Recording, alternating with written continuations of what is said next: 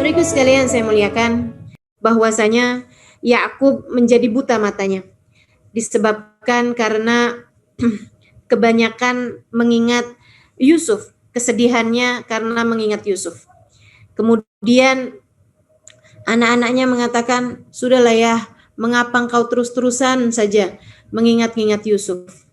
Saudaraku sekalian yang saya muliakan, mereka semua khawatir bahwasanya ayahnya akan menjadi orang yang terkena penyakit berat ataupun bahkan sampai dengan minal halikin, sampai dengan menjadi orang yang meninggal dunia disebabkan karena kesedihannya.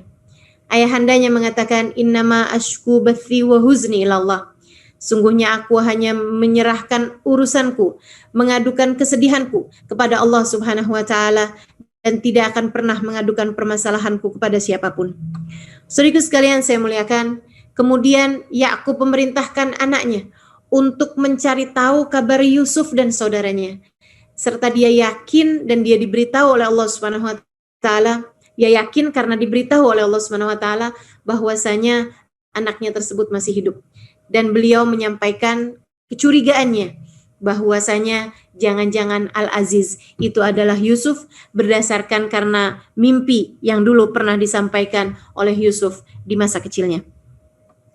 Maka Yakub meminta anak-anaknya kembali ke Mesir untuk mencari tahu kabar Yusuf dan saudaranya dan menyampaikan bahwa dirinya yakin Yusuf masih hidup, dan seperti yang tadi saya sampaikan, dia curiga bahwa Al-Aziz adalah Yusuf sebab mimpi yang pernah diceritakannya di masa yang dahulu. Allah kemudian melanjutkan kisahnya dalam surat ini ayat 88.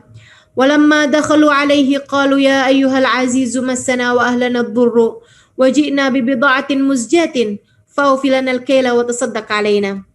Ketika mereka masuk lagi ke negeri Mesir, sudah melaksanakan perjalanan yang cukup jauh, dan tentu saja ketika mereka masuk ke negeri Mesir, mereka terlebih dahulu mendatangi saudara mereka Syam'un yang memang tidak pulang ya, dan memilih untuk tetap tinggal di Mesir karena rasa bersalahnya pada waktu tersebut karena tidak bisa pulang membawa Benyamin waktu itu.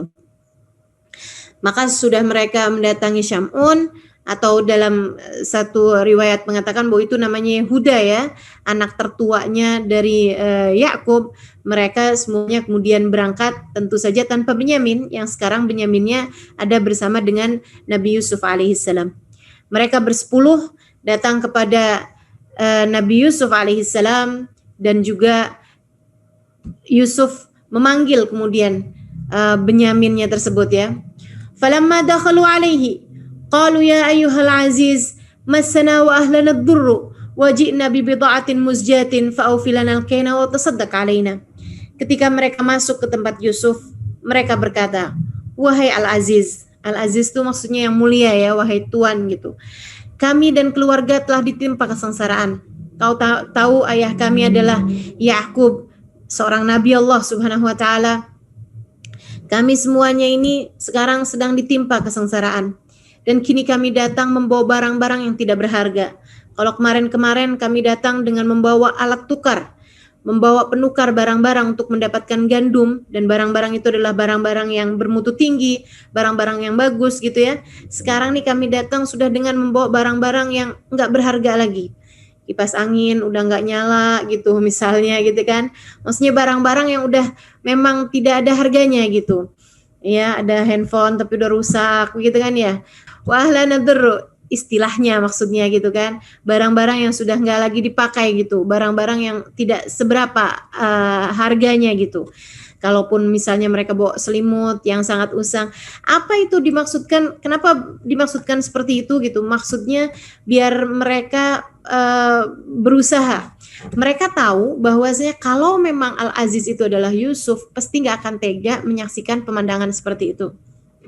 Teman-teman saudaraku sekalian, apalagi jika yang dibawa itu misalnya gitu ya, barang-barang yang Yusuf tuh punya kaitan erat gitu, ada selimut usang punyanya Yusuf kecil, itu kan kayak apa gitu perasaannya. Itu yang mereka sedang berusaha untuk gali itu gitu kan. Diajarin sama Yakub untuk cobalah kalian bawa barang-barang yang nilainya tidak seberapa ini, tapi punya penilaian secara pribadi dengan Yusuf gitu. Nah ini ya, mereka pandai sekali. Yakub dalam hal ini seperti yang pernah saya sampaikan gitu kan, bahwa orang tuh kalau dekat sama Allah, apalagi jika dia adalah seorang nabinya Allah Subhanahu wa taala, maka pandai segala macam urusan teman-teman sekalian, termasuk bagaimana menghaduk emosi orang, bagaimana bisa mengeluarkan sisi-sisi terbaik dari setiap orang gitu kan, sehingga akhirnya kemudian timbullah keinginannya untuk menyampaikan siapa dia yang sungguhnya gitu. Jadi mereka mencari belas kasihan Yusuf dengan cara-cara yang seperti itu. Jina bi bida'atin muzjatin fa'filan al-kaila wa tasaddaq alaina. Maka wahai Tuhan, penuhkanlah jatah gandum untuk kami. Maksudnya meskipun barang yang enggak seberapa, tapi kasihanilah kami, sebab ayah kami adalah seorang nabi, seorang yang mulia di sisi Allah, dan kami juga memang keluarga sekarang berada dalam keadaan yang sangat susah, wahai Tuhan. Wa tasaddaq alaina, bersedekahlah untuk kami gitu. Innallaha yajzil mutasaddiqin, sungguhnya Allah pastilah membalas balasan orang-orang yang selalu bersedekah. Allah membalas budi baik ya seorang yang suka bersedekah dengan balasan di dunia dan di akhirat. Sedekah itu akan bermanfaat bagi orang yang bahkan tidak beriman sekalipun untuk kesejahteraan dunia mereka. Tak akan berkurang harta dengan disedekahkan, justru akan semakin bertambah banyak. Demikian janji Nabi kita Muhammad sallallahu alaihi wasallam. Kata Nabi Muhammad alaihi wasallam, la yanqus mal min sadaqah bal yazdad.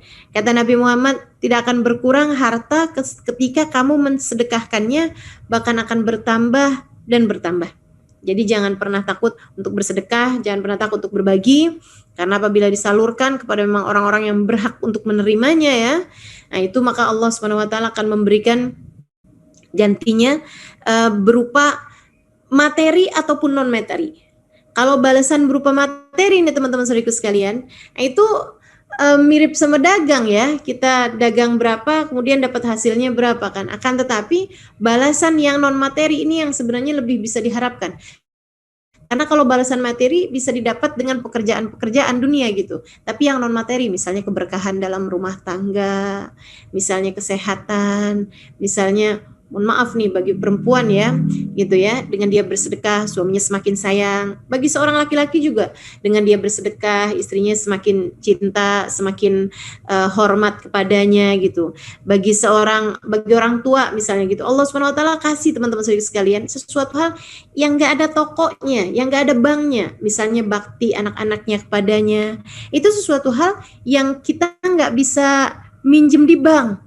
Saya mau pinjem nih, ini jaminannya gitu berupa rumah. Apa itu yang mau dipinjem? Apa yang mau didapat gitu di bank?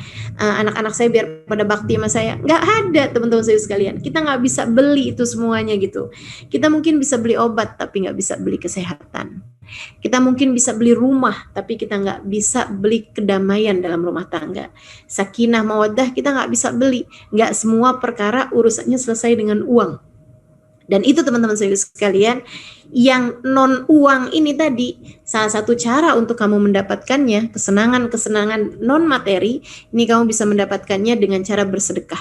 Innallaha yajzil mutasaddiqin. Sungguhnya Allah SWT akan membalas kebaikan bagi orang-orang yang bersedekah. Gitu ya, baik secara duniawi dengan cara Allah SWT melipat gandakan hartanya dan juga memberikan kesehatan dan sebagainya, ataupun juga secara ukhrawi, secara akhiratnya gitu.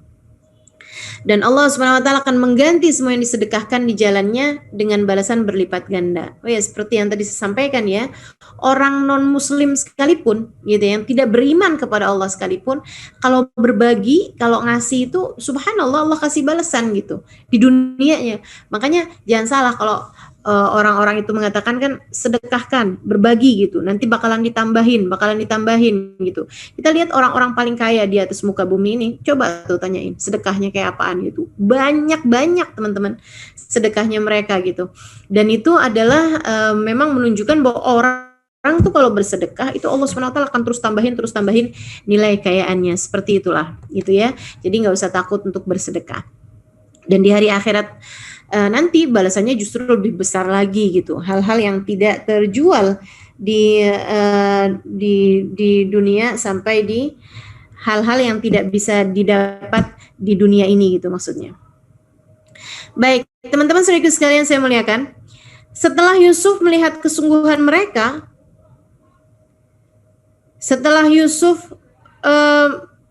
melihat kesungguhan mereka dan kebutuhan keluarganya yang sekarang dalam keadaan kesulitan, Yusuf merasa bahwasanya tidak ada lagi alasan untuk menyembunyikan identitasnya. Akhirnya Yusuf lihatnya, ya udah nih, udah mau apa lagi gitu.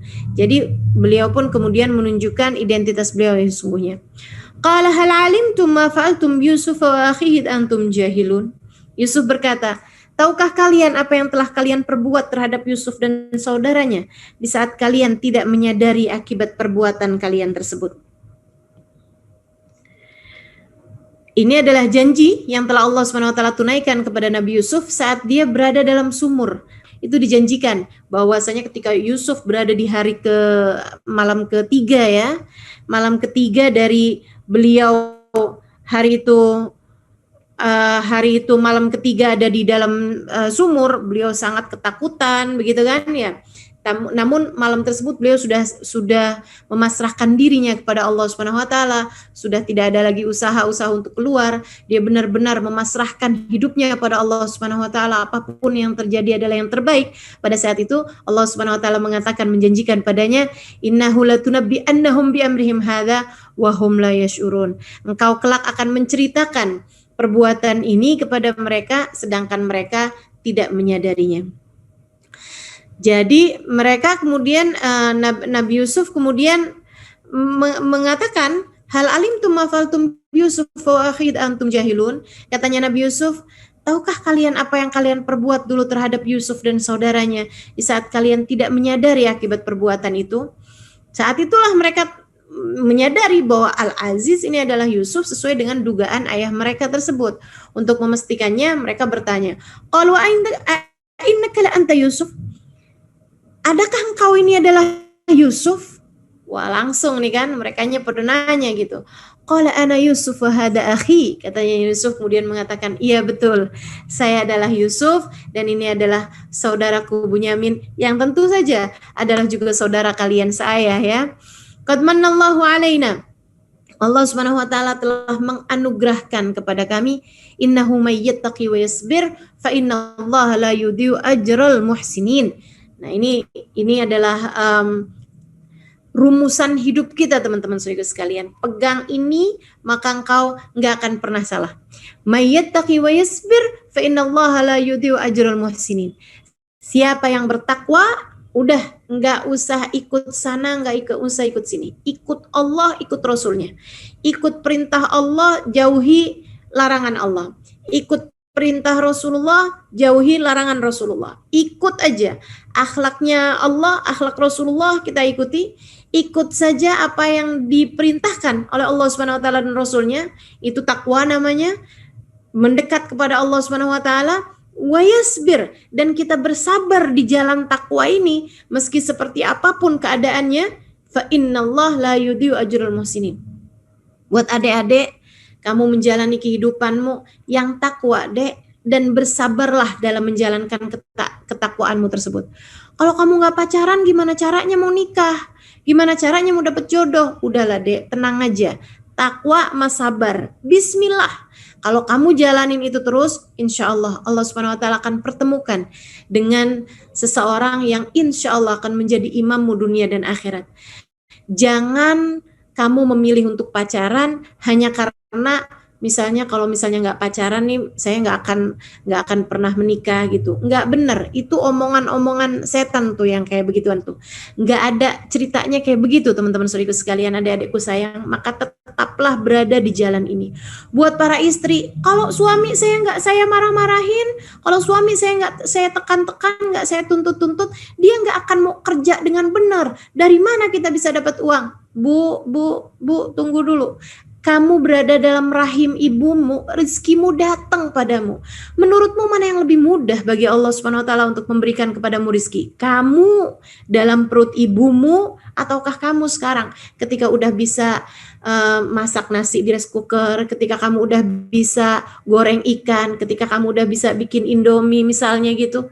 Mana yang lebih mudah Allah Subhanahu wa taala memberikan kepadamu rezeki? Tentu sekarang jauh lebih mudah daripada saat kamu masih berada dalam kandungan ibumu. Nggak usah pusing urusan rizki. Kamu di saat berada dalam kandungan ibumu, nggak ada ceritanya tuh. Sampai kamu stres, sampai kamu, wah nih kalau saya nggak mengadakan protes besar-besaran kepada ibu saya nih nggak akan memberi kepada saya makan. Nggak ada ceritanya. Allah Subhanahu Wa Taala sampaikan rizki kepadamu. Sampaikan, Allah Subhanahu Wa Taala akan menyampaikan rizki kepadamu. Maka tenang aja Bu, yang tenang, yang tenang. Yang takwa, yang sabar, yang takwa dan bersabar dalam jalan ketakwaan. Innallah la yudhi'u ajrul muhsinin. Allah Subhanahu wa taala tidak akan menyia-nyiakan pahala orang yang berbuat kebaikan. Wahai para laki-laki yang mencari nafkah, jangan pernah memilih jalan haram. Wah, nih kalau saya nggak korupsi, wah nih kalau saya nggak ngambil, wah nih kalau saya nggak nipu, saya dari mana nih mau dapat, saya nggak akan cukup nih cicilan, bayar cicilan, saya nggak akan cukup nih buat ini, buat itu dan lain sebagainya. Nggak ada ceritanya. Jangan pernah ikut-ikut pendapatnya orang yang mengatakan zaman sekarang nyari yang haram aja susah, apalagi yang halal. Nggak ada ceritanya gitu. Kalau kamu menghindari yang haram, Allah Subhanahu wa taala akan menggantikanmu dengan yang halal. Kalau kamu menjauhi yang halal, karena Allah Subhanahu wa taala, Allah yang mendatangkan seluruh rizki di atas muka bumi ini akan menghadiahkan kepadamu rizki yang halal. Enggak usah takut teman-teman saudaraku sekalian, enggak usah takut. Siapapun dirimu, tempuhlah jalan takwa, tempuhlah jalan sabar. Fa innallaha la yudhi'u ajrul muhsinin. Allah tidak akan pernah menyia-nyiakan pahala orang yang berbuat kebaikan. Nabi Yusuf telah mengajarkan kepada kita bagaimana menjalani nasib kita di atas muka bumi ini, itu dengan takwa dan sabar. Takwa dalam mengerjakan semua perintahnya dan menjauhi seluruh larangannya. Janji Allah kepada orang yang bertakwa, wa man yattaqillah yaj'al lahu makhraja wa yarzuqhu min haitsu la yahtasib. Barang siapa yang bertakwa kepada Allah, dia akan diberi jalan keluar bagi tiap masalahnya dan akan diberi rizki dari arah yang tidak disangka-sangka. Qalu tallah laqad atharakallahu alaina wa in kunna lakhatiin. Mereka kemudian berkata, demi Allah, sesungguhnya Allah telah menaikkan derajatmu di atas kami dan sesungguhnya kami adalah orang-orang yang bersalah. Tuh, lihat bagaimana mereka yang dulu melemparkan Yusuf ke dalam sumur, membencinya sampai ke ubun-ubun, sampai memikirkan gimana caranya untuk melenyapkan Yusuf dari hadapan ayah mereka. Sekarang dengan begitu mudahnya keadaan dibalikkan oleh Allah Subhanahu wa taala, kemudian mereka mengatakan, "Wah, Allah telah menaikkan derajatmu di atas kami. Engkau sungguh-sungguh berada di atas kami, wahai Tuhan. Wa in kunna lakhatiin. Kami benar-benar telah berbuat kesalahan yang begitu besar kepadamu." Pada akhirnya setelah melalui masa panjang, para pembuli dan pencela akan mengakui kemenangan seseorang yang hidupnya selalu bersama dengan Allah. Seperti halnya saudara-saudara Yusuf ini. Mereka bahkan dengan terus terang mengakui kesalahan yang telah mereka perbuat dengan sengaja kepada Yusuf dan Benyamin. Suatu kesalahan yang tidak diampuni oleh Allah, kecuali dengan taubatan nasuha dan mendapatkan maaf dari orang yang telah mereka zalimi tersebut. Maka untukmu yang selama ini sering dianggap, sering diremehkan orang, untukmu yang kamu seringkali merasa bahwasanya kamu dianggap kecil oleh orang lain, dihina oleh orang lain, dijelekkan oleh orang lain, tenanglah, bersamamu ada Allah Subhanahu wa taala. Tetaplah hidup bersama dengan Allah Subhanahu wa taala. Tetaplah berada di jalan Allah Subhanahu wa taala. Akan datang waktunya, dunia atau akhirat. Jika kamu tetap bersama dengan Allah Subhanahu wa taala, akan datang waktunya teman-teman saudaraku sekalian, di dunia ataupun kelak di hari akhirat, orang-orang akan tahu bahwa Allah Subhanahu wa taala telah menaikkan derajatmu di atas mereka. Mereka semua akan tahu bahwasanya Allah ternyata telah menaikkan derajatmu di atas mereka. Kamu milih mau sekarang kamu balas mereka dengan kekejian yang sama, atau biarkan saja. Allah Subhanahu wa taala kelak akan menunjukkan kepada mereka seperti apa kamu sebenarnya. Karena memang teman-teman saudaraku sekalian, orang-orang tuh yang mendapatkan pembulian, mendapatkan perlakuan-perlakuan jelek, mendapatkan semua hal-hal yang tidak menyenangkan gitu. Itu tuh semacam semacam pupuk-pupuk kandang, semacam kotoran-kotoran gitu kan, yang ditaruhkan di dalam rumah kita gitu. Kalau kamu mengesampingkannya, kalau kamu membuangnya di halaman rumahmu, maka akan menimbulkan atau akan menumbuhkan bunga-bunga yang indah-indah. Jadi ngapain kamu terus begitu peduli kepada pembulian orang padamu, begitu peduli kepada omongan-omongan orang yang jelek-jelek padamu? Jangan biarkan hatimu dimasuki tumpukan-tumpukan sampah. Jangan biarkan hatimu dimasuki kotoran-kotoran. Yang gak enak, buang. Omongan-omongan orang, perlakuan-perlakuan orang padamu yang gak enak, jangan diinget-inget.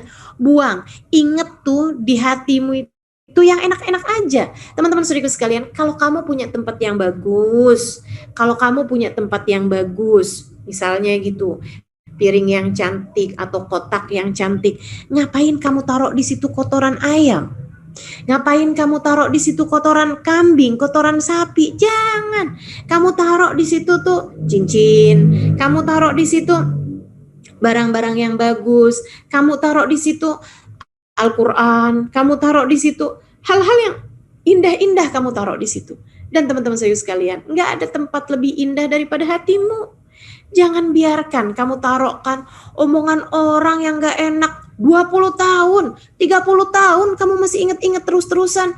Ya Allah, itu sampah. Buang jauh-jauh. Perlakuan orang kepadamu yang gak enak, itu sampah. Buang jauh-jauh. Ucapan-ucapan siapapun yang gak enak, sampah. Teman-teman saudariku sekalian yang saya muliakan, buang jauh-jauh.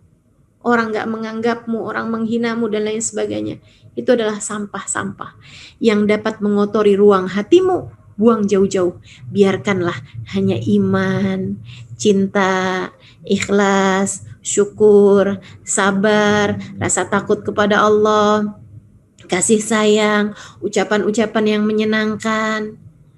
Kurang menyenangkan apa? Firman Allah Subhanahu wa taala kepadamu ketika Allah Subhanahu wa taala mengatakan, Ya ayyuhalladzina asrafu ala anfusihim la taqnatu min rahmatillah. Kullil ladzina asrafu ala anfusihim, maaf.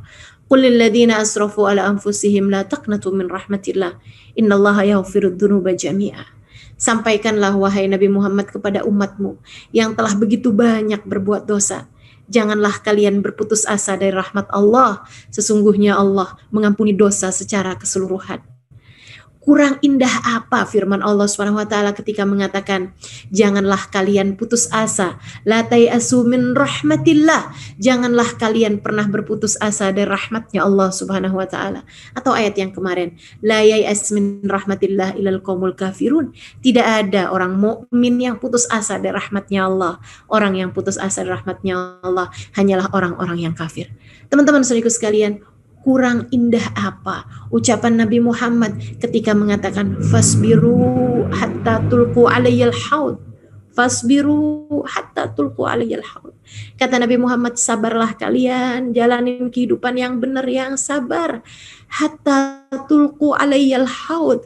Aku menunggumu di tepian telagaku. Aku menunggu kalian di tepian telagaku.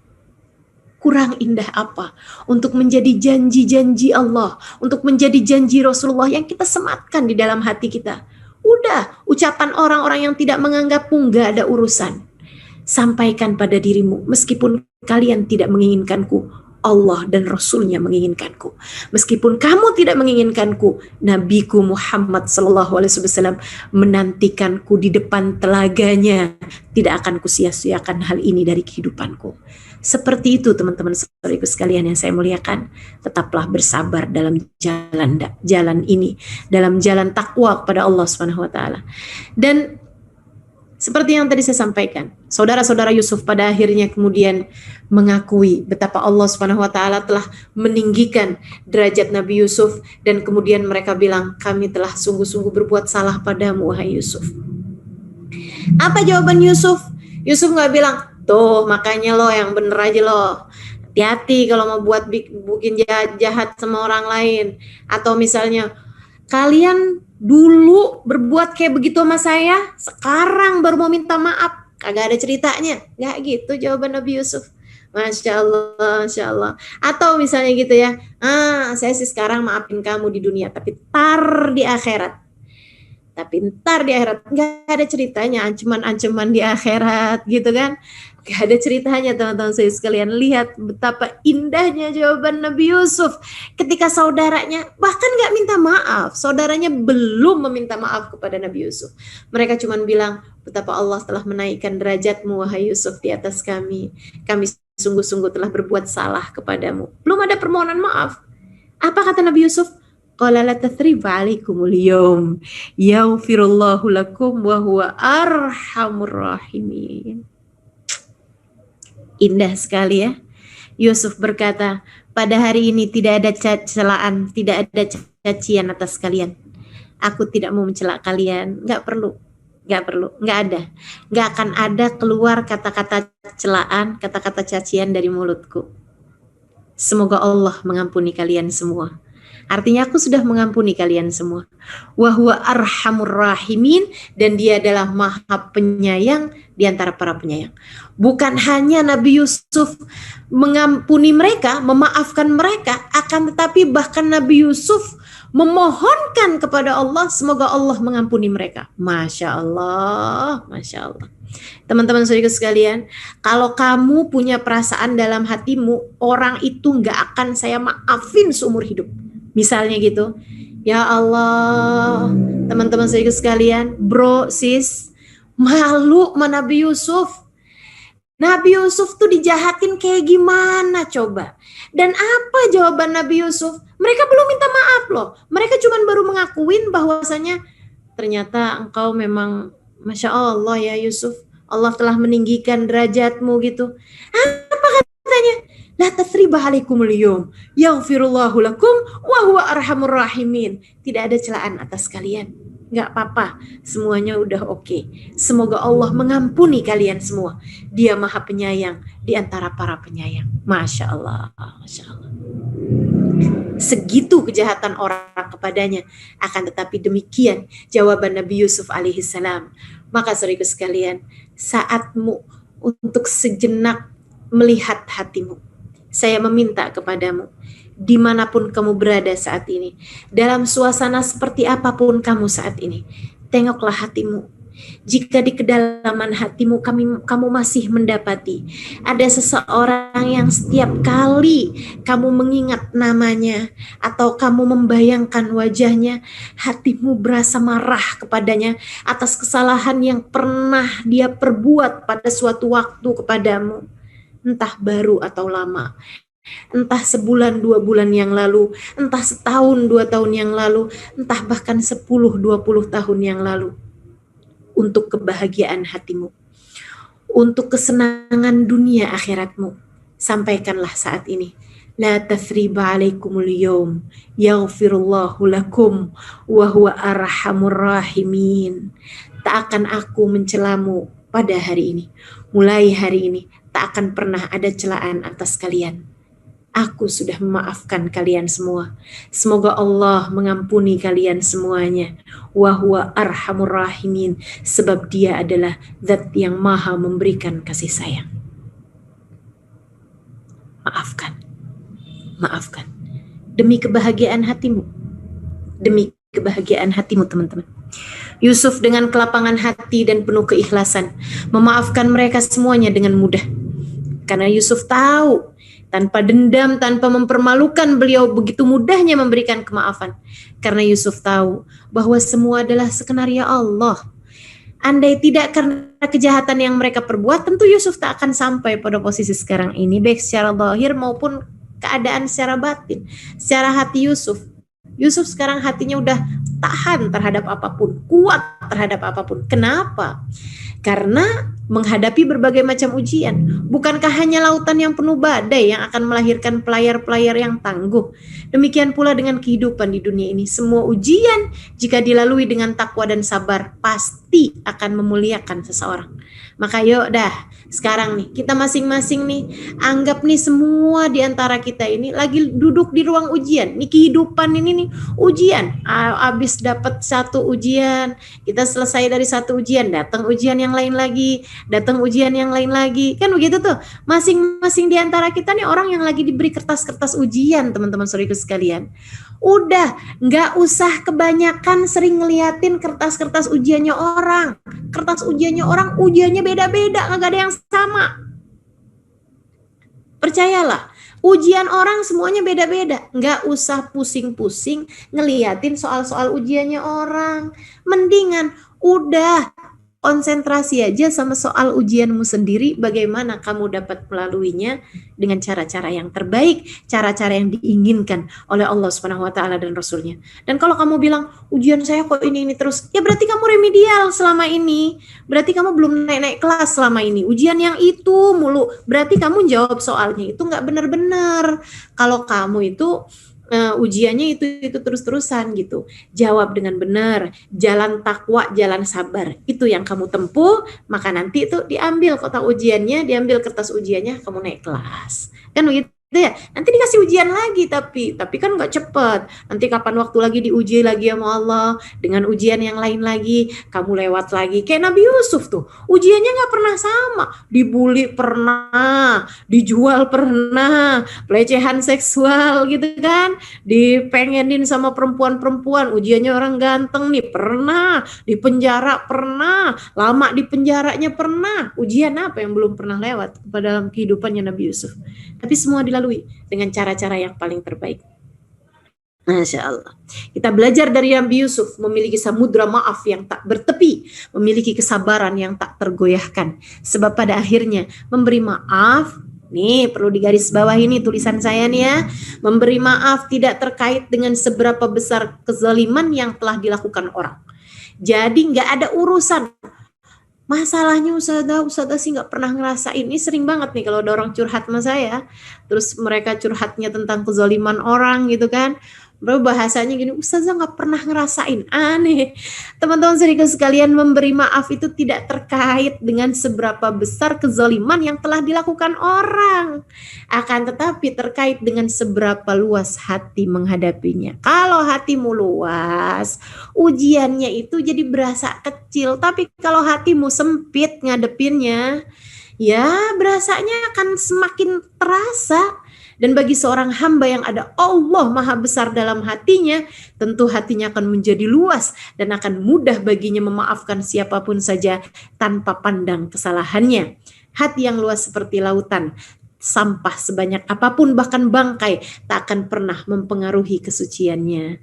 Hatimu tuh dikit-dikit aja udah tersinggung, nggak bisa maafin, gelas hatinya, kejatuhan kotoran cecek aja udah jadi najis, jadi mutan najis, jadi nggak boleh diminum airnya. Lautan tuh segitu luasnya, jatuhan bangkai babi satu kontainer sekalipun tidak akan merusak kesuciannya air laut. Kenapa? Karena luas hatinya. Kita juga gitu. Kalau hati kita luas, apa yang datang dalam kehidupan kita dari ujian-ujian yang datang ini gak akan pernah mempengaruhi kesucian hati kita. Nih kayak Nabi Yusuf nih. Saudara-saudaranya datang gitu kan. La tathriba alaikumul yaum. Bahkan didoakan, yaghfirullahu lakum, Allah akan memaafkan dosa kalian semuanya. Wa huwa arhamur rahimin. Masya Allah. Setelah itu Yusuf diberitahu kondisi ayahandanya yang sekarang menjadi buta karena kesedihan kehilangan dirinya. Yusuf, sekarang ini ayah kita keadaannya nggak baik-baik aja Yusuf. Oh gimana, kata Nabi Yusuf? Iya, matanya sekarang menjadi putih semuanya Yusuf karena kesedihan mengingat kamu. Dia bilang, ya asafa ala Yusuf.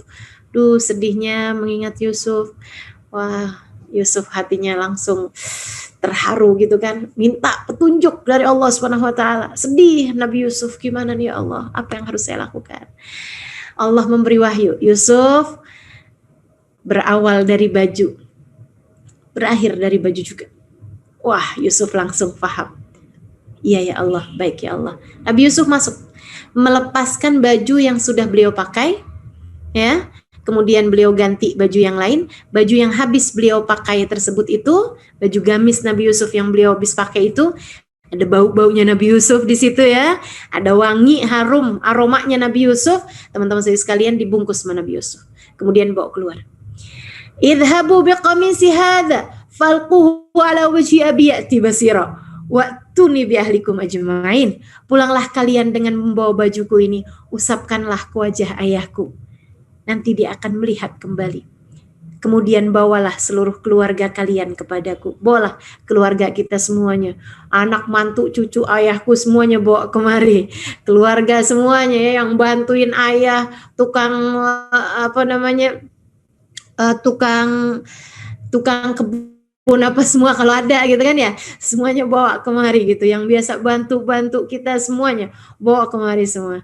Tentu saja Yusuf mengatakan ini bukan berdasarkan tebak-tebakan, bawa baju saya, lemparkan, taruhkan ke ayah saya, nanti dia akan balik kembali. Bukan asal tebak-tebakan teman-teman saudaraku sekalian.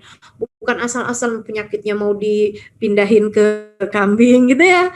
Kayak pengobatan beberapa tahun yang lalu tuh ada tuh istilah pengobatan, ditaruhin ke ayam lah, dipindahin kemana lah gitu. Nih orang-orang main-main tebak-tebakan ya. Nggak kayak gitu kan. Melainkan berdasarkan wahyu yang telah Allah Subhanahu wa Ta'ala sampaikan kepadanya. Nabinya Allah Subhanahu wa Ta'ala. Nah, itu kayak gitu tuh urusannya mau wahyu. Nah, kalau kita gimana nih? Istikharah teman-teman sekalian, mintalah petunjuk terus. Makanya kalau pagi itu jangan berani keluar rumah, jangan ngerjain apa-apaan sebelum sholat istikharah 2 rakaat. Minta petunjuk sama Allah, ya Allah, sepanjang hari ini apa yang harus saya lakukan. Sepanjang hari ini bimbing saya, ya Allah, buat ngerjain yang benar, berpikir yang benar, berbicara yang benar, berkelakuan yang benar, sesuai dengan apa yang kau inginkan. Yusuf meminta datang kembali semuanya dengan memboyong seluruh keluarga ke Mesir, baik laki-laki, perempuan maupun anak-anak, yang menurut suatu riwayat semuanya berjumlah 70 orang. Banyak benar ya, keluarga besar ya.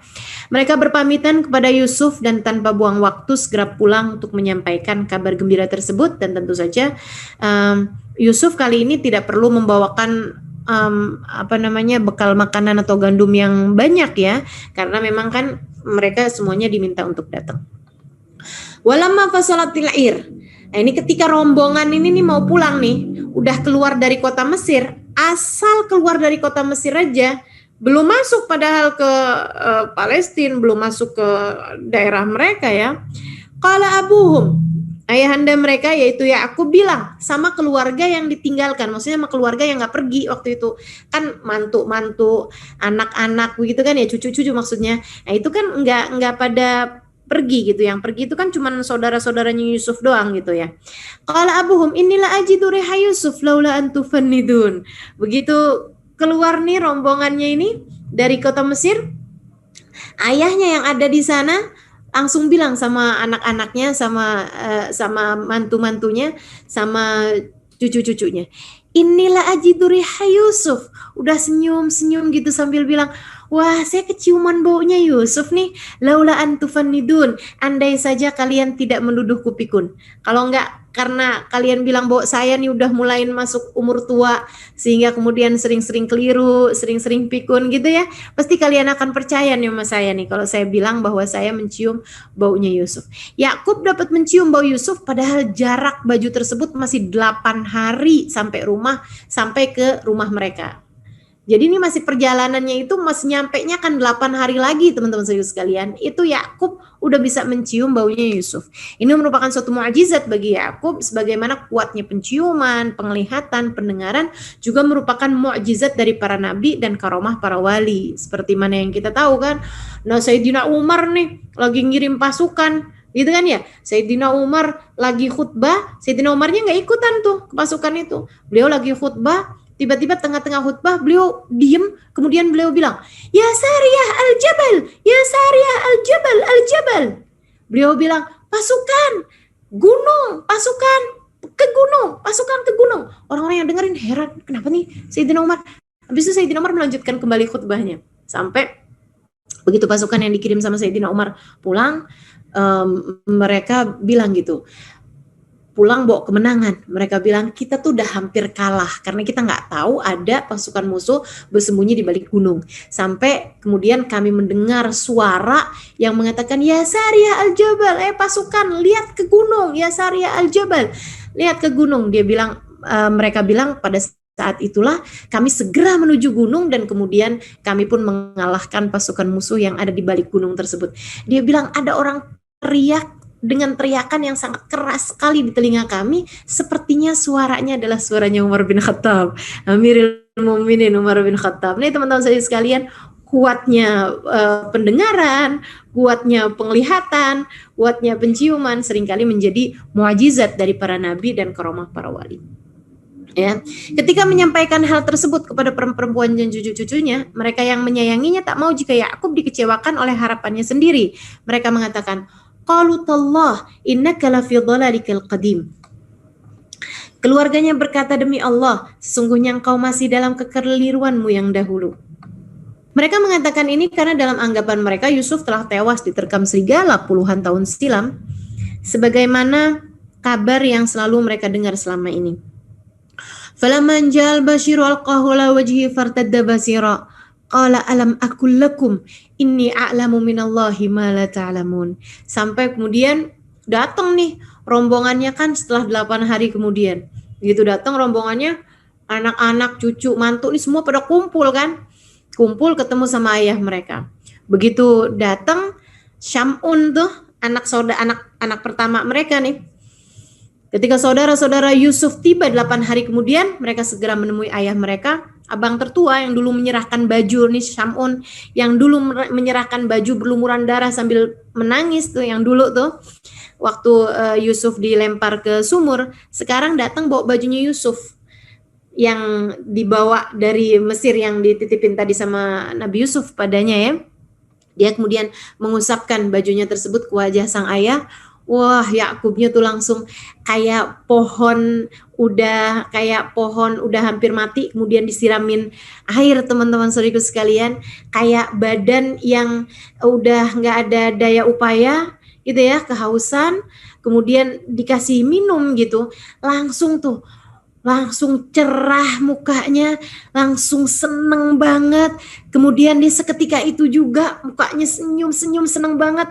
Seketika itu juga Yakub begitu bahagia dan kemudian matanya menjadi terang kembali, penglihatannya kembali seperti sedia kala. Ya, kalau secara psikologi kebahagiaan, sukacita, kedamaian, kehangatan keluarga, kasih sayang, cinta kasih menempati porsi tertinggi dalam menaikkan imunitas seorang manusia. Yang dengannya seorang pesakitan pun dapat sembuh dari sakitnya.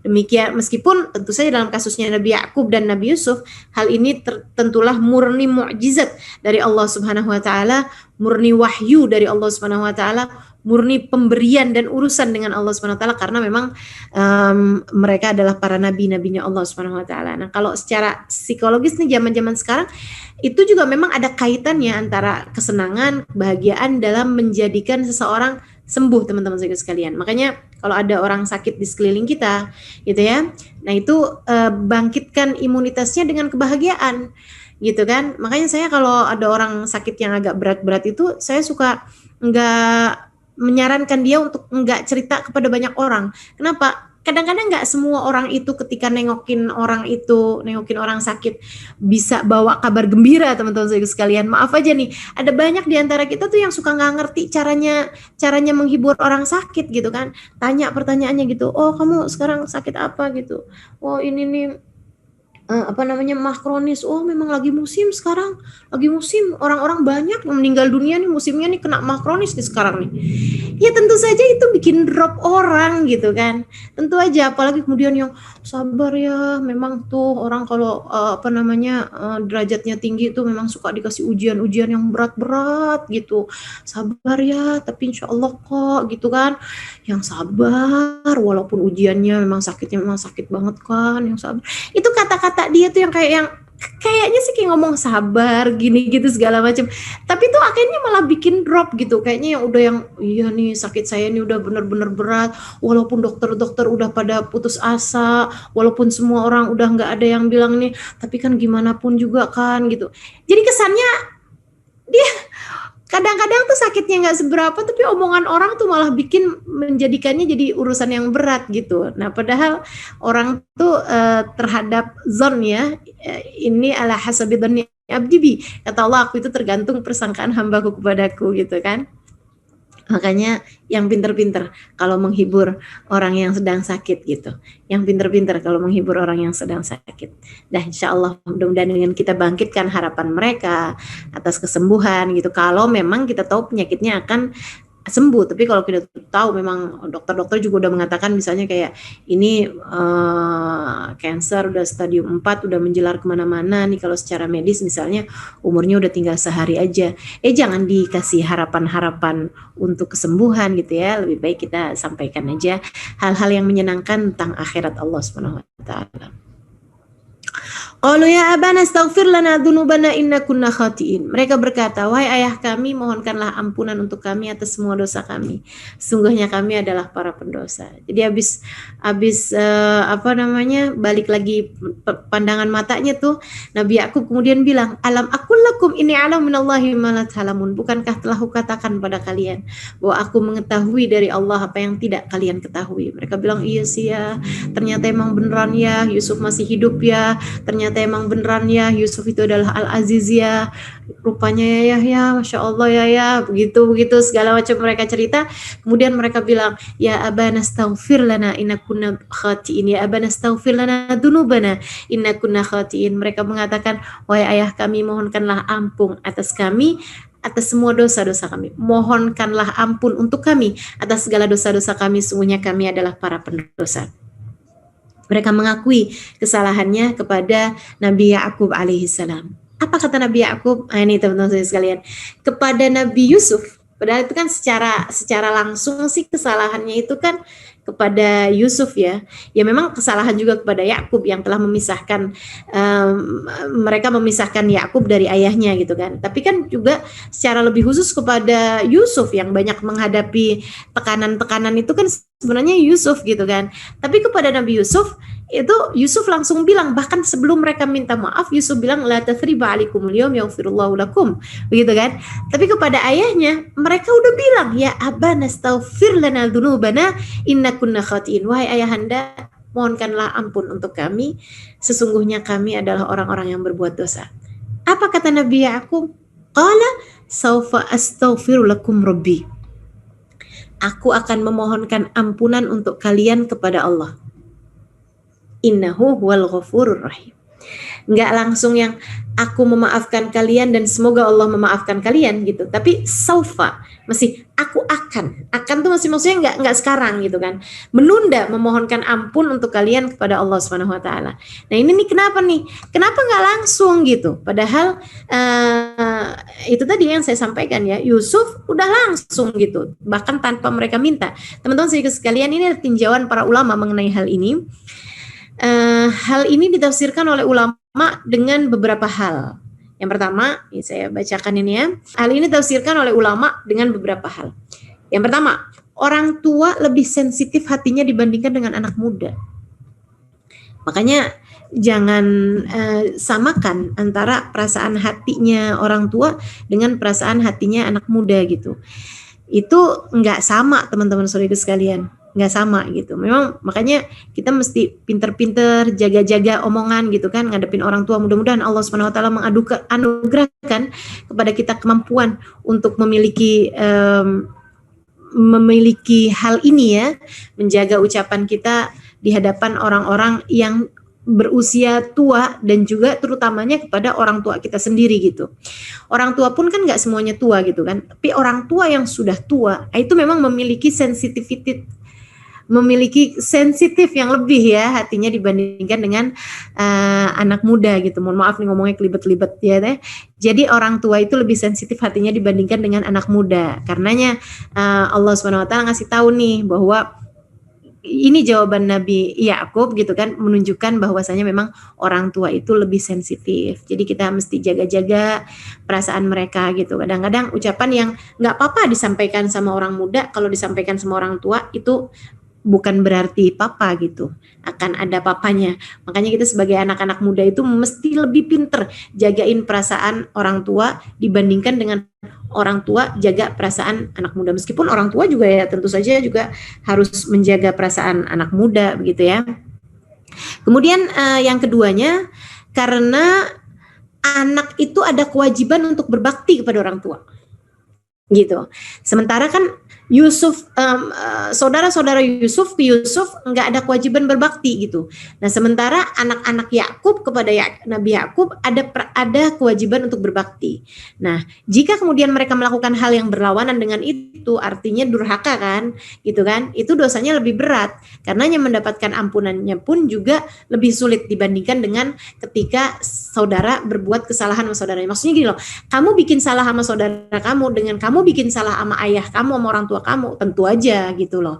Itu nggak bisa disamain. Berbuat salah sama orang tua dengan berbuat salah sama saudara itu nggak bisa disamain. Tentu kesalahan kamu lebih berat adalah kepada orang tua kamu gitu. Karenanya mendapatkan ampunannya juga lebih sulit. Itu pendapat yang kedua. Nah, pendapat ulama yang ketiga mengatakan bahwa kenapa Yakub menundanya? Karena beliau menunda itu sampai dengan beliau menunggu sepertiga malam yang terakhir untuk memilih waktu ijabah berdoa. Maksudnya itu menundanya bukan apa sih katanya sebagian ulama yang lain nih. Saufa astaghfirullakum rabbi, maksudnya entar beliau menunda sampai sepertiga malam yang terakhir, nanti malam aku akan memohonkan ampunan yang benar-benar buat kalian kepada Allah Subhanahu wa taala, sebab waktu sepertiga malam itu adalah waktu yang lebih mustajab. Wallahu a'lam, tapi bisa jadi ketiganya ada sesuatu hal yang benar, teman-teman saudaraku sekalian. Sesudah keadaan menjadi tenang, mereka semuanya pun bersiap-siap menuju ke Mesir dengan seluruh keluarga besar dan orang yang tinggal bersama dengan mereka, seperti yang tadi saya sampaikan ya. Menurut menurut satu riwayat mengatakan bahwa jumlah mereka sekitar 70-an orang. Falamma dakhalu ala Yusuf awa ilaihi abawayh wa qala adkhulu Misra insyaallahu aminin. Maka ketika mereka masuk ke tempat Yusuf, dia merangkul dan menyiapkan tempat untuk kedua orang tuanya, seraya berkata, masuklah kalian ke negeri Mesir insyaallah dalam keadaan aman. Setelah sampai di luar negeri Mesir, mereka bertemu dengan Yusuf dan rombongan yang pergi menjemput mereka. Jadi Yusuf itu menjemputnya enggak di dalam Mesir, teman-teman sekalian, enggak di gerbang Mesir gitu kan. Dari senangnya, dari bahagianya Yusuf, menjemputnya tuh dari luar kota Mesir, dari luar negeri Mesir bahkan ya. Jadi kayak sebelum masuk perbatasan Mesir itu udah dijemput duluan gitu. Jadi kalau misalnya Jakarta itu jemputnya itu di bandara, bandaranya kan nggak di Jakarta ya, bandar udaranya kan adanya di Tangerang gitu kan, udah dijemput dari situ gitu kan. Bahkan nih kalau perlu dijemput dari bawah pesawat, seperti itulah gitu kan. Jadi udah dijemput duluan dari luar, kemudian Yusuf merangkul kedua orang tuanya dan berkata, silahkan memasuki negeri Mesir dengan selamat dan aman, insya Allah kalian semua tidak akan mengalami kesulitan dan kelaparan. Katanya Nabi Yusuf seperti itu. Nah ini teman-teman saudaraku sekalian, kalau kemudian merangkul kedua orang tuanya, berarti Rahel masih ada dong, ibundanya Nabi Yusuf. Menurut satu riwayat iya, tapi menurut riwayat yang kuat malah nggak seperti itu ya. Menurut pendapat yang kuat malah mengatakan bahwasanya Rahel itu seperti di tafsirnya Imam Qurtubi mengatakan bahwa Rahel ibunda Nabi Yusuf itu sudah meninggal dunia, makanya nggak disebut-sebut gitu kan ucapannya atau bagaimana perasaannya dalam kisah ini, karena memang Rahel itu sudah meninggal dunia di masa nifasnya Benyamin. Jadi sudah melahirkan Benyamin, masih di masa nifas tersebut itu Rahel ibunda Nabi Yusuf dan Benyamin meninggal dunia.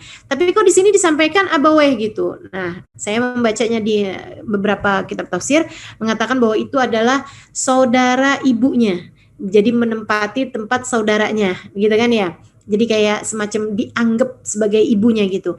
Ini juga bahwa ayatnya mengatakan abaweh menunjukkan juga bahwa kalau kita sudah meninggal ibu kita atau meninggal ayah kita, kemudian ada seorang yang kita anggap sebagai saudara, sebagai ayah kita atau sebagai pengganti ibu kita, karena mereka memang adalah saudaranya ayah kita, saudaranya ibu kita, itu bisa dianggap seperti itu, teman-teman sekalian. Kemudian Nabi Yusuf di ucapan yang ini juga mengatakan insya Allah. Masuklah kalian ke negeri Mesir, insya Allah, aminin ya. Insya Allah dalam keadaan aman, gak ada kesulitan, gak ada permasalahan gitu. Padahal dia bendaharanya negeri Mesir. Artinya kan orang yang sangat memungkinkan untuk memastikan hal tersebut gitu. Kenapa Nabi Yusuf itu mengatakannya insya Allah? Ini adalah adab para nabi, ini adalah adab orang-orang soleh, di mana mereka tidak akan menjanjikan sesuatu kecuali dengan menyandarkannya kepada Allah Subhanahu Wa Taala, seperti yang Allah Subhanahu Wa Taala sampaikan, wala taqulanna li syai'in inni fa'ilun dzalika ghadan illa ayyasha Allah. Wa la taqulanna li syai'in inni fa'ilun dzalika ghadan illa ayyasha Allah. Dan janganlah kalian sekali-kali mengatakan terhadap sesuatu, aku pasti melakukan ini esok hari, kecuali dengan mengatakan insya Allah, jika Allah menghendaki. Wa la taqulanna li syai'in inni fa'ilun dzalika ghadan illa an yasha Allah. Jadi jangan suka janji, jangan suka menjanjikan sesuatu walaupun kelihatannya kayak pasti sekalipun, kecuali dengan mengatakan insya Allah. Cuman kalau orang Indonesia nih insya Allah tuh kayak insya Allah enggak gitu. Main ya ke rumah saya, ya insya Allah. Datangin insya Allah, kayaknya tuh insya Allahnya tuh kayak insya Allah enggak gitu. Kalau enggak tuh mereka akan bilang insya Allah, padahal sebenarnya insya Allah itu justru kalau iya gitu. Justru kalau iya itu untuk yang kemungkinan terhadap hal-hal yang di luar dugaan kita, nah itu kita kemudian menyandarkannya kepada Allah. Makanya kita kalau waktu saya di Tarim dulu, kalau ada orang nyebut insya Allah, itu kita suka tanya, insya Allahnya orang Indonesia apa insya Allahnya orang Tarim gitu.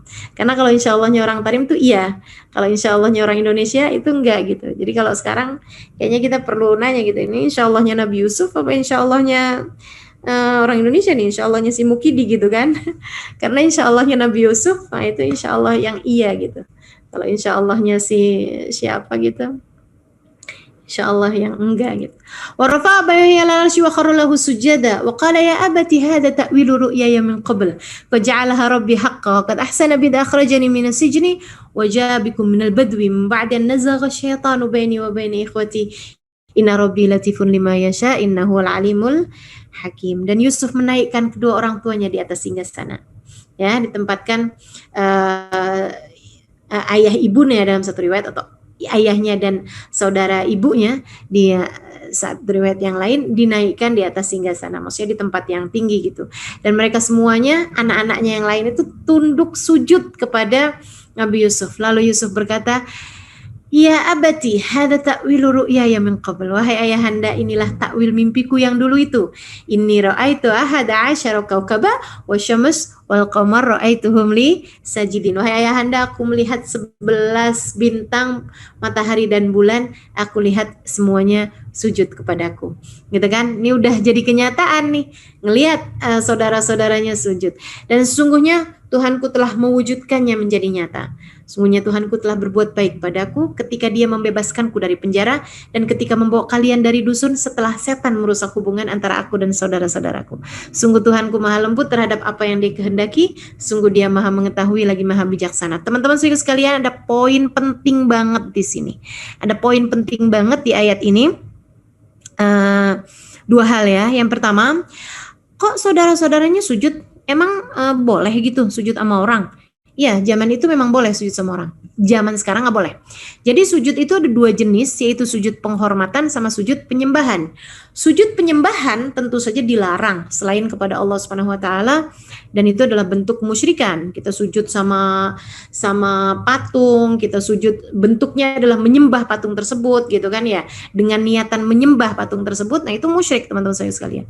Namun sujud penghormatan, istilahnya sungkem gitu kan, yang sujud tuh, nah itu tuh diperbolehkan di masa sebelum Nabi kita Muhammad SAW. Kalau di masa Nabi Muhammad nih nggak boleh kita sungkem sujud tuh, hatta sama orang tua kita nggak boleh teman-teman saya sekalian, nggak boleh tuh. Yang bentuknya sujud ya, kalau cium lutut nggak apa-apa, tapi kalau sujud gitu, cium kaki masih nggak apa-apa, tapi kalau sujud di bawah gitu teman-teman saya sekalian, nah itu nggak boleh tuh.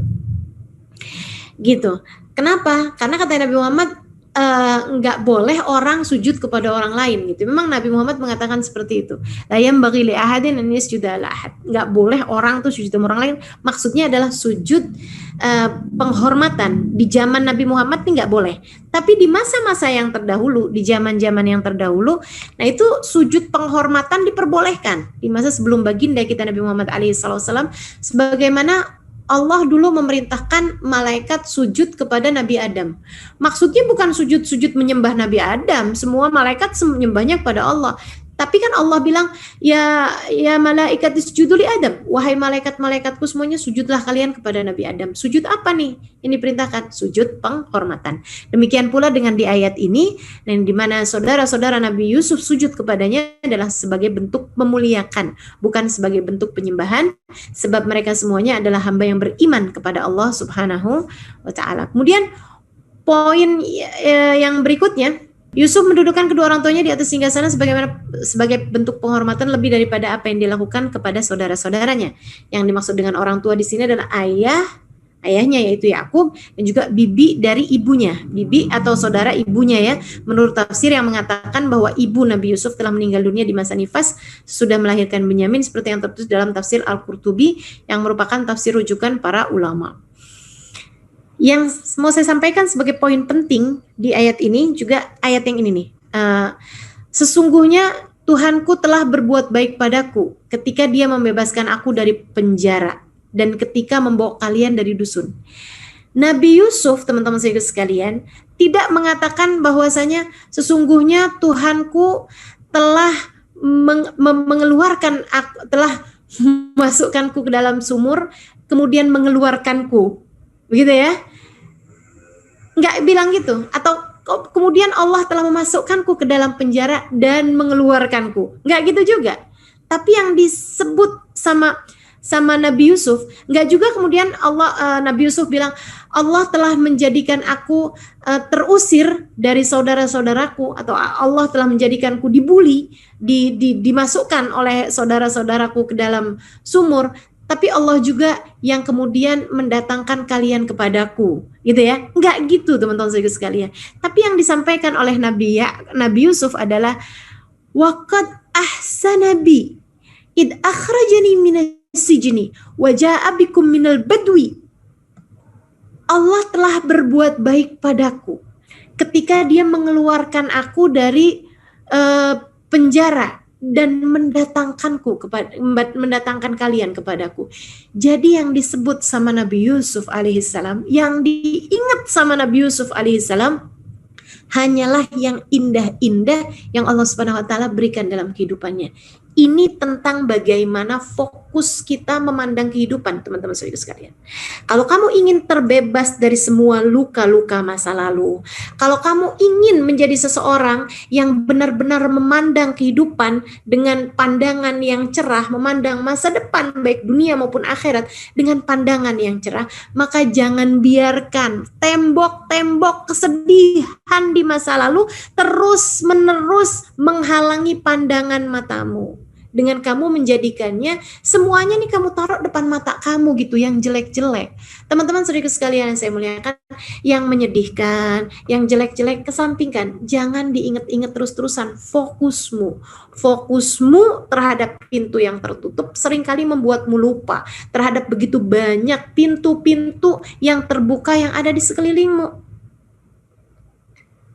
Saudariku sekalian saya muliakan, ini yang dilakukan oleh Nabi Yusuf alaihissalam. Nabi Yusuf nggak inget-inget, bahkan Nabi Yusuf nggak menjadikan inget yang sedihnya juga, inget yang enaknya juga. Enggak, Nabi Yusuf yang diingetin semuanya yang bagus-bagus. Coba lihatin tuh, Allah mengeluarkan aku dari penjara. Nggak diinget dimasukin ke penjaranya. Allah ngeluarin aku dari penjara. Padahal 7 tahun loh dibiarin sama Allah di penjara gitu kan. Teman-teman sekalian, pernah nggak berbuat apa-apa? Nggak diinget tuh, 7 tahun loh saya dibuat di penjara sama Allah. Enggak gitu. Nabi Yusuf ingat cuma id akhrajani minas sijni. Allah yang mengeluarkan aku dari penjara. Yang diingat fokus Nabi Yusuf hanya kepada hal-hal yang indah yang Allah Subhanahu wa taala berikan dalam kehidupannya. Maka dirimu wahai temanku sekalian, untukmu wahai temanku sekalian, coba ingat-ingat dalam kehidupanmu berapa banyak nikmat dan karunia yang Allah Subhanahu wa taala telah berikan dalam hidupmu itu. Dan kenapa yang selalu kamu ingat-ingat adalah hal-hal yang sedih-sedih, hal-hal yang gak menyenangkan yang Allah berikan dalam kehidupan kamu gitu. Kenapa begitu? Seolah-olah kayak Allah tuh gak pernah ngasih kamu yang enak-enak, padahal jauh lebih banyak. Wa in ta'uddu ni'matallahi la tuhsuha. Kalau kamu mau hitung nikmat yang telah Allah berikan kepadamu, gak bakalan pernah bisa itu. Maka demi kebahagiaanmu teman-teman sekalian, demi pandangan kecerahanmu dunia sampai akhirat untuk hari-hari ke depan, singkirkanlah Singkirkanlah tirai-tirai kelabu masa lalumu. Singkirkanlah kain-kain hitam yang menutupi wajah-wajahmu itu. Singkirkan jauh-jauh dari matamu, teman-teman sekalian. Biarkan kamu melihat cahaya matahari. Biarkan kamu melihat bunga-bunga yang bermekaran. Biarkan kamu melihat lautan yang begitu indah. Biarkan kamu melihat wajah orang-orang di sekelilingmu yang tersenyum bahagia. Biarkanlah kamu memandang kehidupan-kehidupan yang menyenangkan. Kata Allah Subhanahu wa taala, "Fadhkuru ala Allah la'allakum tuflihun." Maka pandanglah, kata Allah Subhanahu wa taala, ingatlah kenikmatan-kenikmatan dari Allah agar kalian beruntung. Kamu akan menjadi orang yang menyenangkan hidupnya, beruntung hidupnya kalau yang kamu ingat-ingat dari Allah adalah selalu yang indah-indah. Kamu akan terbebas dari trauma jika setiap kali kamu mengingat trauma-trauma tersebut, kamu selalu mengingat sisi-sisi indah. Bukankah inna ma'al usri yusra, bersama dengan segala kesulitan Allah memberikan kemudahan, bukan sesudah kesulitan tapi bersama dengan kesedihan, bersama dengan kesulitan Allah Subhanahu wa taala pasti akan memberikan kemudahan. Maka teman-teman sekalian, tugas kita dalam kehidupan adalah untuk melihat ma'iyatul yusr, mengingat-ingat keindahan yang datang bersama dengan kesulitan. Hal-hal menyenangkan yang datang bersama dengan hal-hal yang menyedihkan. Sehingga hidup kita kemudian menjadi kehidupan yang menyenangkan. Rabbi qad ataitani minal mulki wa 'allamtani min ta'wilil ahadits fatiras samawati wal ard anta waliyyi fid dunya wal akhirah tawaffani muslima wal hikni bis salihin. Cerita ini diakhiri dengan sebuah doa indah, teman-teman saya sekalian. Nabi Yusuf sudah semuanya kemudian menjadi happy ending nih ya, akhir yang menyenangkan. Nabi Yusuf kemudian mengatakan, Rabbi qad ataitani minal mulki, ya Allah, wahai Tuhanku, sesungguhnya Engkau telah menganugerahkan kepadaku kekuasaan yang telah mengajarkanku takwil mimpi. Ya Allah, Engkau telah menganugerahkan kepadaku kenikmatan-kenikmatan yang banyak. Engkau telah menganugerahkanku kekuasaan, sehingga dengannya kemudian Engkau menghadirkan saudara-saudaraku kemari. Dengannya aku bisa menebarkan ilmuku. Dengannya aku bisa memastikan kesejahteraan buat warga negeriku. Wa alamtani min ta'wilil ahadits, dan Engkau telah mengajarkan aku takwil mimpi. Fatiras samawati wal ard, Engkaulah ya Allah penguasa langit dan bumi. Anta waliyyi fid dunya wal akhirah. Engkaulah pelindungku. Engkaulah pemimpinku dunia dan akhirat. Tawaffani muslimah. Ya Allah, matikan aku dalam keadaan Islam. Wa alhiqni bis salihin. Kumpulkan aku dengan orang-orang saleh. Lihat betapa indah kisah Nabi Yusuf ini diakhiri. Ya, kisah ini diakhiri dengan doa. Seolah Allah hendak mengingatkan kita bahwa akhir yang baik adalah doa. Sebuah tangan yang tengadah ke langit, yang jika diucapkan dengan lisan yang beriman dan penuh ketulusan, akan diaminkan jutaan malaikat dan akan mengguncangkan arsy. Lalu Sang Maha mendengar akan menjawab, Labbaik ya abdi, labbaik wahai hambaku, aku mendengarmu. Ud'uni astajib lakum, ud'uni astajib lakum, panggil aku niscaya aku akan menjawabmu. Walaka ma sa'al, dan bagimu apa yang kamu minta. Teman-teman saudaraku sekalian saya muliakan, jangan pernah menjadikan doa sekedar aja. Jangan jadikan doa hanya semacam obat saja yang kamu perlu untuk meminumnya hanya sekali-sekala aja ketika kamu sedang dalam keadaan sakit, ketika kamu sedang dalam keadaan sulit, ketika kamu sedang dalam keadaan sempit. Akan tetapi jadikanlah doa sebagai makanan yang kamu makan dalam hari-harimu. Makanan yang tanpanya kamu tidak akan dapat melakukan apapun. Tanpa makan kamu bakalan lemas semuanya, teman-teman sekalian. Maka berdoalah. Awali pagi harimu dengan berdoa, bangun tidur doa, keluar rumah doa, masuk rumah doa, terus berdoa, teman-teman sekalian. Jangan jadikan doa hanya sekedar, sebab doa adalah semua yang kita perlukan. Karenanya Umar bin Khattab mengatakan, aku tak takut jika doaku tak diijabah. Aku tidak takut doaku tidak diijabah, kata Sayyidina Umar. Yang aku takutkan adalah tidak lagi diperkenankan untuk berdoa. Masya Allah. Ini ya, karena doa adalah tali yang terhubung antara kita dengan Allah Subhanahu wa taala. Dengarkan pula betapa indahnya doa Nabi Yusuf yang seolah mengatakan, telah kau beri kepadaku kehidupan yang mapan di dunia, berupa ilmu dan sarana mengamalkannya. Sarana mengamalkannya yaitu dengan dikaruniai al-muluk ya, kekuasaan bagi Nabi Yusuf gitu. Maka wahai penguasa dunia dan akhirat, jangan hanya dunia yang kau beri, akan tetapi akhirat pula penting bagiku ya Allah, bahkan lebih penting bagiku. Aku minta untuk akhiratku 2 hal. Apa itu? Tawaffani muslimah yang pertama, walhiqni bisolihin yang kedua.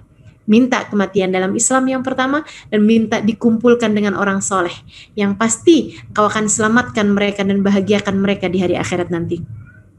Itu yang diminta sama Nabi Yusuf ya, minta dimatikan dalam husnul khotimah. Makanya teman-teman penting banget buat kita selalu minta agar dimatikan dalam husnul khotimah. Kemudian yang keduanya minta dikumpulkan dengan orang saleh, dan ini juga menunjukkan betapa sangat tawaduknya Nabi Yusuf dan cintanya kepada hamba-hamba Allah yang soleh-soleh, sehingga minta dikumpulkan dengan mereka di hari akhirat nanti.